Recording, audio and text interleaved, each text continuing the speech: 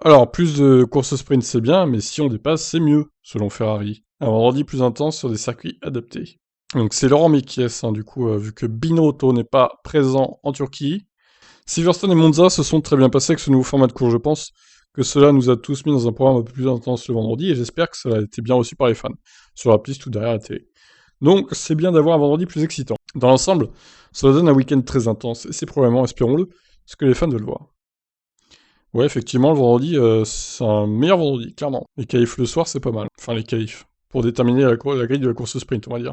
Les premiers retours sont très bons de la part de tout le monde. Nous avons déjà eu de nombreuses boucles de discussion avec la FIA, avec la F1, dans les différents groupes. Nous interagissons avec eux et leur donnons un feedback. Il est donc normal que Dominicali en prévoit davantage. Ce que nous disons cependant, c'est que nous attendons la troisième édition pour voir si nous voulons ajuster le format et peut-être modifier certaines parties en fonction des réactions des fans et de ce que nous pensons tous. Mais je pense qu'en termes généraux, nous sommes tous d'accord pour dire qu'il s'agit d'une étape positive pour le sport et donc nous attendons tous à ce qu'il y ait un peu plus l'année prochaine. Alors que la F1 organisera l'an prochain 7 à 8 sprints, il sera d'autant plus important de choisir les bons circuits, bien entendu. Il faut par exemple pouvoir assurer du spectacle, choisir des circuits où il est plus facile de dépasser. Par exemple, Monaco est l'anti-choix par excellence. De même que Hungaroring.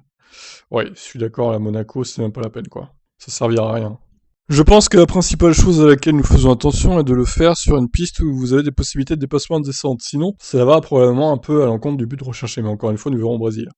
Si vous le faites sur 3 circuits très différents comme Silverstone, Monza et Brésil, ça signifie que vous pouvez être raisonnablement confiant de pouvoir l'étendre à quelques courses supplémentaires l'année prochaine. Bon, bah on peut regarder un peu le calendrier. Bahreïn, on pourra en mettre une, hein, je pense. Par exemple, si on en avait fait 8 cette saison-là. J'en aurais mis une à Bahreïn, on va dire une en Italie aussi, enfin à Imola, là. Ça aurait fait 2, Espagne non, Portugal non. Bakou, ça aurait pu être intéressant, une course à sprint à Bakou 3. Paul Ricard, c'est mort. Une au Red Bull Ring, à un des deux Red Bull Ring, pourquoi pas, 4. On aura Silverstone aussi, 5. Zandvoort, non. Pourquoi pas Spa aussi? Ça aurait été bien, Spa. 6. La Turquie, j'en aurais peut-être mis une en Turquie aussi, ça aurait fait 7. Et pourquoi pas, du coup, aux États-Unis ou Brésil, peu importe. Ouais, il y a moyen quand même de faire un bon truc là, je pense. On verra donc quel circuit ils prennent. Voilà, je vous laisse réagir. Ciao.